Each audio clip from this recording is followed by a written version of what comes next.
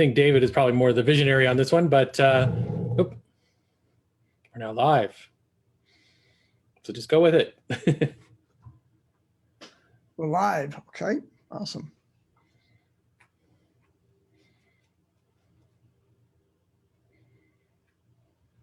Thank you, everyone. We are live, and Cory and I are excited to have Lawrence McKendall on Quantum Leap Live today. And Lawrence is a good friend of ours, and he's actually helped me out with the designs. How are you today, Lawrence? Let's see, buddy. Good. He actually developed the Quantum Leap podcast logo, which is an amazing design, I think, and also my wide angle media design. So I'm really grateful to him. And he does just a lot of outstanding work, as we're going to get to. And I have a studio intern back here who is helping out. But really, I think in this virtual world, it's really increased the value and the importance on design, video, anything digital. And Lawrence can really help business owners with the kind of the full process of how to leverage designs. And he's very knowledgeable on, business development, how to use design to, generate exposure for your business. And, as we'll talk more about it, I'm going to kick it over to Cory for the first part of the interview, and also provide his insights and testimony about how he's known Lawrence for longer than I have. Thank you. Hey, everyone. Cory Nott here. I am a business coach with Takeaway Coaching. And I've known Lawrence for a bundle of years through various channels, especially through our BNI networking. And in fact, this background is something that Lawrence provided for me, did one for me and did one for my wife. And while it seems relatively simple, it just is, it has the perfect look. Everybody comments on it and thinks it's actually my library in some cases. However, the reality is much less pleasant, like many of our homes these days. But yeah, I get a lot of great comments on it, and it may be a simple thing for a graphic designer, but it really makes a difference. And Lawrence has a good eye for what people are looking for, and he's given me great feedback in the past as well. So Lawrence, the first question I have for you is, what is your story and what is your professional background? We'll make this quick. How I got to where I am. I started out in Silicon Valley, made my way through consumer electronics, selling stereo at, if anybody listening to this is from the Oakland, Berkeley area, I worked at Uncle Ralph's Audio on Telegraph Avenue, and went from there into the Bose Corporation selling speakers. And at that time, Bose had the little cube speakers, but also had 901s. This might be jargon for you, but the interesting thing that what sort of created the arc that where I am is that Bose had a story to tell. A lot of speakers were just playing forward radiating sound, as most speakers do. This company tried to tell you that they was enveloping music that surrounded you and tried to create what you would experience at a live performance. This was a story. This was a story that really made selling those speakers very compelling. And it was very interesting. Their ads were very compelling, really using that story to sell products from small mom and pop stores to large circuit cities and Best Buys and Tandy stores. It was really interesting to see how that story made a difference. That led me into really enjoying graphic design. I did graphic design in school and as a photographer for the school newspaper, and won awards for an ad campaign I did. So I loved to use a good story with creative design. And so I went to school at the Academy of Art College in San Francisco, as well as the Art Institute of Dallas, while I worked for Bose, to really develop which started at Bose, really telling the story. But I really wanted to get into the visual side of things. And so after I got my degree, I have a marketing degree from Sacramento State, but I've got an AA degree in design from the Art Institute of Dallas. And I've had my shingle out for the last 20 plus years. And in that time, and I'm almost done, is that it's one thing to come out of art school with a lot of knowledge about how to create a pretty picture. It's another, it takes time with anything. What Cory does, what David does, is you understand it, how to tell the story and how to tell the story effectively that benefits the client, how to get the best out of them. But it takes time to understand and listen. And so I can make a pretty picture, but I think with my background in business and in sales and in understanding stories, I'm in a good position now and comfortable with being able to tell a client story, not only visually, but with words and fonts and colors. And that's the fun part, where you are when things come together with experience, and you have more confidence in sitting down. Because when you come out of art school, it's like you have a pad of paper and a crayon, like, can I make you a pretty picture? And it's like, that's not actually, we want you to make us more effective and really understand what we are and what we're doing. And so that's the nuance of making nice pictures, but making it relative, making the emotional side of it. And I'm a feel guy. I'm a feel, a lot of things that I say and do, it's a feel sort of thing. And that's what I try to do with my clients in helping them communicate to their clients. Lawrence, and that is part of the reason why we wanted you to come on, and that you do have that such a business sense. And I think, what I see with the people you've worked with, other people, like Phil Bennett on Safari Guide, that you really take their strengths and what's interesting about their business and help bring that to life in design. And that's really a priceless thing, when you can have somebody who's good at seeing those strengths or the catchy parts and incorporating that into a design, but also their materials. It's really a unique skill that you have. And, that's really our focus here is business development and helping people survive and thrive in the COVID environment. And with that, I'll just excuse the comment. I'll let you get back to Cory. Thank you. No, it was lovely. Thanks, David. Appreciate it. Yeah. So how are you adapting to the COVID-19 environment? Well, one of the things is, and I was thinking about that, is that right now COVID has us, look at us, we're three heads in a box, and everything is via Zoom, and everything that people are, for the most part, consuming are heads in a box. We're looking on a phone, we're looking on our laptop, there's essentially heads in a box. And right now, when people moved into the COVID state, and there was a level of, concern, how you're going to make your money for anybody. And I needed to say, people still needed to, once things settled down and people understood the lay of the land and how they're going to navigate this for any business, a continuum was COVID. How are they going to deal with COVID from a safety standpoint, or how they're going to market within COVID? And the other one is, if they're in Zoom, how can you differentiate yourself so you're not just a head in a box with a naked background? And there's a lot of discussions on how you want to propose, how you want to look. Do you want a natural look of your environment? And that's one, that's great. Others are, if you're selling a brand, you want to take advantage of people's attention. If they're looking at you, you're just not a head in a box. You're able to take advantage of that visual time. And so I've pivoted to your question of virtual backgrounds. That's one of other areas that I've done, but that's one that just, it's easy to do. It allows somebody, if you're on the PTA and maybe you're a teacher that wants the school background behind them, or you're a business coach and you want that. And by the way, your virtual background, Cory told me to Photoshop every book he's ever read. And I did that. Of course, it's only 3 books he's written, and everything else has just been Photoshopped multiple times over. I'm joking. But you try to catch a flavor of the business. So when people are looking at somebody in the screen, they're like, wow, you look at Cory's business, it's off-center. I think it's very pleasing. I think it's very professional.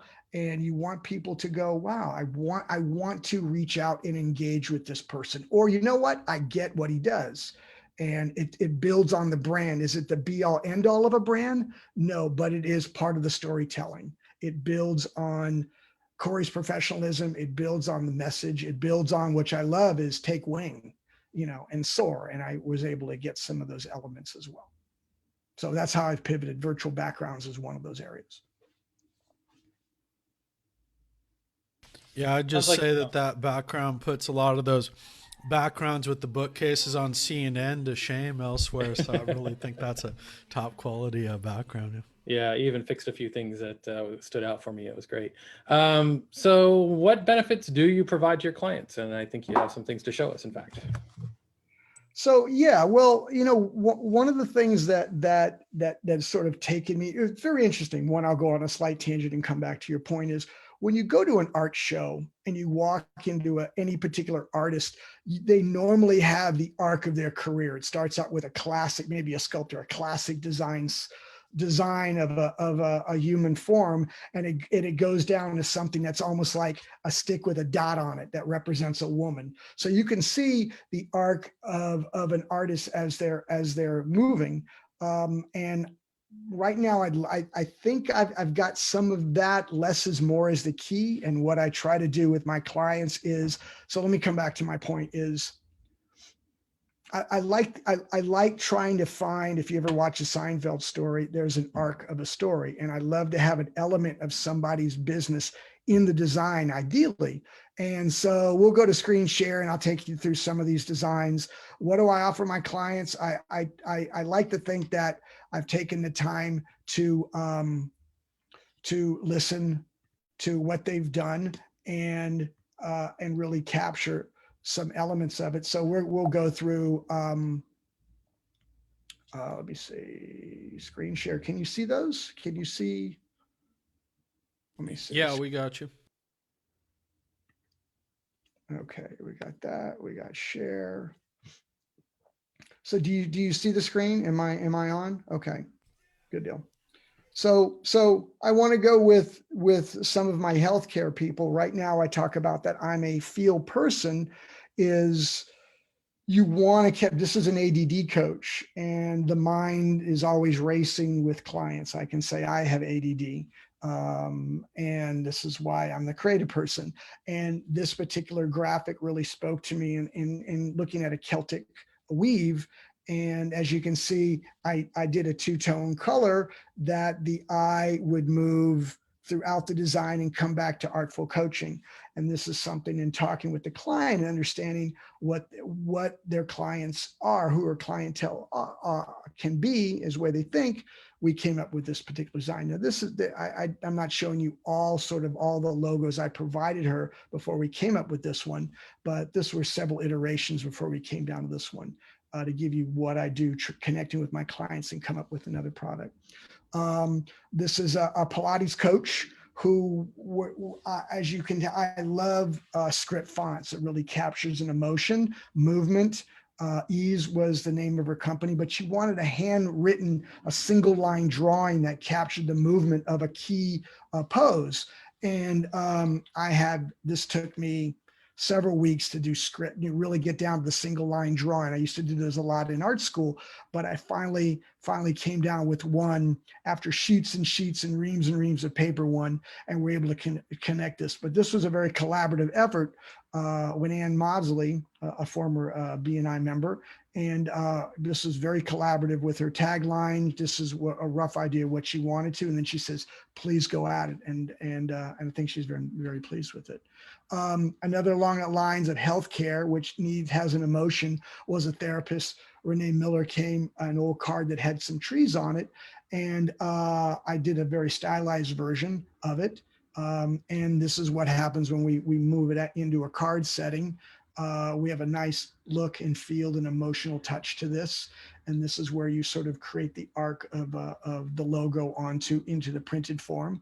And this is something that, to go back to the bigger pivot, is that being a graphic designer, you don't need to live within the print world. This can be put in a Facebook post, LinkedIn post, a website, a blimp, a park bench, a pen. And this goes into branding, that you can extend your brand wherever to really get the look and feel. And this particular one, I love to go with the watercolor. I love the muted colors, and the color palette was lovely. Moving into legal, this has a look and feel and a tone, where I would think when you deal with in the health profession, you want to have a bedside manner and a feel to it. And this is jumping into lawyers and legals. You want to have the look and feel of people who are serious and approachable, but professional, clean, nothing. And then if you're an entertainment lawyer, I have a logo for them that you want to be on the edge, but you definitely, when you're right in the middle, when in litigation, you want to look professional. And so these are some of the logos. And I want to say that the bottom left one was one of my toughest clients. And that was a very simple logo, but yet there was some exactness that this lawyer wanted to. And we looked at a number of sans serif fonts, and we decided on this one. But you can see Jim Yu wanted this chop in the background and wanted a green because it represented success. Ad Astra wanted a contemporary skyline with the star. And that took a lot of work, and do the different skylines and how to map the Golden Gate Bridge in the background and different looks and how to stylize this. And we were actually moving into, like, since the skyline has changed, we were looking at redoing the skyline. And I had a whole new skyline with the brand new skyscrapers, but they stuck with the old logo with the font. And then Spencer Young, that was a very dramatic, a very emotional. That was the most feel logo that I've done, and that was wonderful. And legal swordsmanship or warriorship, he wanted to have swords and different things in it, and we really pared it down, but really captured the essence of what he was looking for with it, the way it, as confidently as a lawyer was. That was a really cool one. So, if you want to ask some questions, you want to steer me, feel free to jump in. I'll just sort of jump in as we go. Yeah, I was going to just say we can put your website in the comments so people, or a link to your portfolio. I did want to actually take a quick look at a couple the logos that you created for me and the podcast, because I wanted to just say what I liked about them and what I saw in your unique design process, and then have you describe kind of what you were going for. If you don't mind, if I just share those real quick here. The first one is the wide angle media logo here. If you can see that on the screen. I just saw early on that you really listened to kind of what the needs are, the character of the business and the person.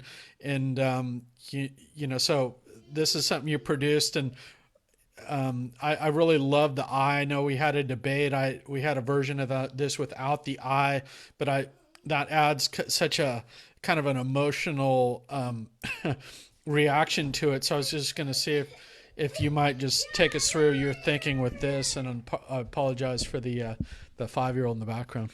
Well, no, your internship is fine. I understand. Probably doing heavy filing, and that would make any intern cry. Well, this is a collaborative effort with David. David liked the elements. There were a few elements that come together, and that's part of graphic design. There was an eye. There was a beautiful lens in and of itself that was really cool. I like the simplicity of taking the actual camera and boiling it down to the heart of the eye of the photographer and the lens. I love that collaborative effort. And then David, you wanted something edgy. You wanted something grungy in the background. And so in working with you, I just want to say it was pleasure working with you, and having a collaborative effort that made it even more satisfying was, and then doing the wide angle and doing the font effect that sort of exaggerated or played with the wide angle and what that represented.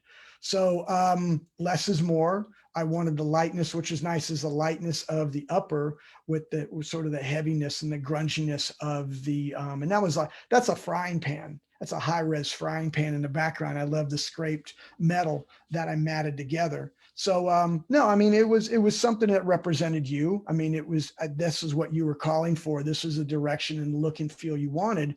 And I provided that up. And so this is why I would toss back to you is why did this represent you? Why did you feel that this was a logo that you felt represented you, David?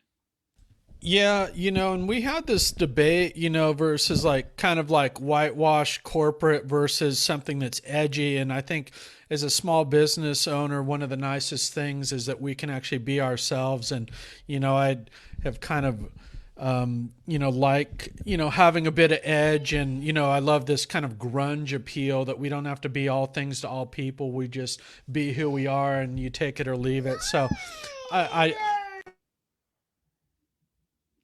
I like the eye because it's about vision and about kind of something. There's a adds a mystery to it. I actually plan on doing some more things with the graphics with this logo too, in terms of like zooming into the eye and then having so I've it just really struck a chord with me and I really like it. And I did want to just switch over to the other design, which I even like, I want to probably say even. I want to say one thing about the lens. If I had done it Sure. correctly, I would have put like David Kersten photography. I would have changed some of the text around the lens to be more like aha moment. It could have been, there's so much area to drop in lens made by, or even wide angle media productions, because that would have been the next level of thing that I would have added. Yeah, great. Well, when we do a redo here in a year or two, we can update this. I appreciate it. And let me just switch over the Quantum Leap podcast, and I'll have you describe your thoughts because you actually vocalized why I really like this better than I even knew. I just knew that I liked it because you really captured the essence of the podcast. Well, I mean, when I think of quantum, I think of movement. I think of your vision for this was movement. I mean, you were looking to move people forward and elevate up, a very positive. And this particular cue with this particular effect added to it, and I did a number of layers to try to create motion. And with Leap, I mean, that's where I went there. I love the color because it's dynamic, it's warm, and I think it's inviting. And I added the podcast audio thing just to sort of, it lend itself to that particular one. Um, so yeah, I mean, I thought it was. We looked at a few iterations of it, but I thought something that was quick and I thought eye catching and pleasing. And do you think it was successful? I think you like it, David. Don't you not? Yeah, yeah, I would say really the image is huge. Without the image, I just don't think the podcast would have been quite the same. And it really starts with the professional appeal and the look. That's what people associate with the podcast. So I took the black and white version. I do a screen. On those earlier when we used to do the recorded. So it really made a big difference. It was like the centerpiece of that screen. I think people don't really realize what design can do for them until they have it. You don't realize how valuable it is. And I'm sure Cory probably sees that the same with his background and some of his logo stuff. And um, so, yeah, I'll get to the next question. I'm going to just stop the share here. Lawrence, you're welcome to share some more slides if they tell you know, get at some of these questions. I appreciate you going into the range of the work that you can do and the clients and the feel. You really, that's something I see, that the scope and the breadth of people who you can help and the myriad of designs is very impressive. I just wanted to talk a little bit about your process for developing a design. And I really see this as what sets kind of the good people apart from the great people, which I would put you in the category of great, and that you really see it in their kind of client experience and the questions that you ask and the things that you took from what I said and incorporated it into the design that I just didn't really realize, what went in the level of kind of detail. So I just wanted to see if you could give us a little behind the scenes about your process and your kind of client experience, what I like to call it. Well, part, look, part of the magic is when the client says, "Go for it. I'm bringing you on for your creative vision," and that allows that untethering can be huge. There's other clients that really want to ride shotgun over design, and that collaborative effort can be, I've learned a lot from clients. So I just want to say that some of my more successful logos I've done is when the client goes, I don't know, you do it. And then that untethering is amazing. But to your point is, let me see if I can show you with it, sort of the design process. Let me do another share, and let me go to, I was going to show, I did not do that. I was going to, I did not add it. I was going to show you I had done a logo for Bentley, a gala, and I was going to show you the progression of the design. I didn't get to doing that, unfortunately. But to your point is the design process starts with a conversation. It always does, and it's you just, what is this? Why do you need a logo? What is your business about? Who's your clientele?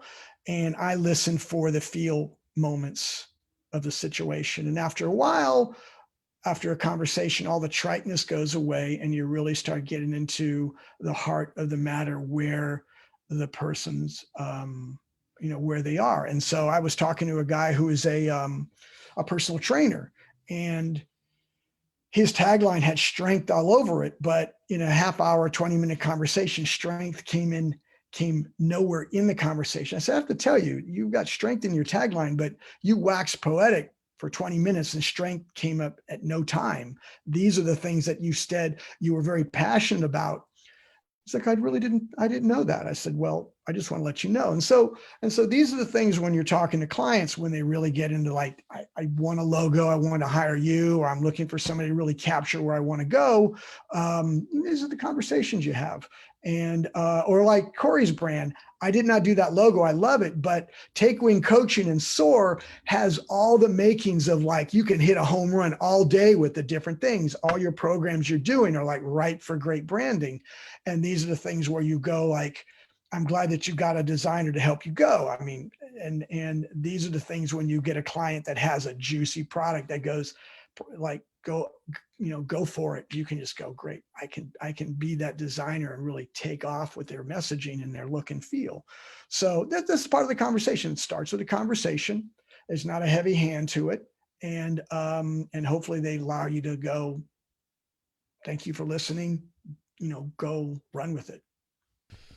Yeah, and I think that was something memorable about working with you too, is that process of you really digging about my business and where I was and where I was going with it, and you really heard what I was saying there and incorporated that into the design. So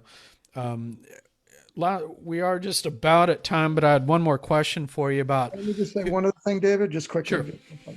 Okay, I take that. I sketch, I do research, I come together, start putting logos together. The logos come out with options, color palette, and things like that. But it starts with a conversation, and that's where the heavy lifting goes. So please go ahead, David. Sorry. Yeah, just wanted to ask you about who your ideal client is in terms of who's a good fit for you out there. Who do you like to work with? Who do you think you can help the most, type of thing? I like the people, regardless of the industry, who like that feel, that want to connect emotionally with a client. But specifically, nonprofits have a big story to tell. There's a lot of nonprofits out there that are trying to do good and get their message out. So I work well with nonprofits. I work with health in the healthcare or the health industry. Who want to have a nice bedside manner. Either they're building up strength or helping people recover or eat healthy in those particular realms. Love to work in that area. Law firms and legal. There's a level of professionalism that they want to portray, and they want to do some branding. They want to differentiate themselves when someone comes to them knocking on their door, and they want to be able to come across as solid and together. Law firms I like to work with. And education. I work with when you deal with education, there's a level of an emotional attachment that they want to know that their health and safety, clean, and education comes across loud and clear. Good design can help communicate that to their end clients, future clients, and existing clients. And so those are the ideal clients. And then, like, look, I deal with a client that came to the door that does banana pudding, and like, wow, this is great. And they wanted some branding, and that was cool. And then, you got a Pilates instructor, or you've got someone who does clean rooms for weed houses and stuff. And so I'm doing some branding for that. So they come to the door, they've got their needs, but my job is, at the end of the day, is creative brain cells for hire, but my job is to make them look good. That's what I want to do. Make them look good and confident.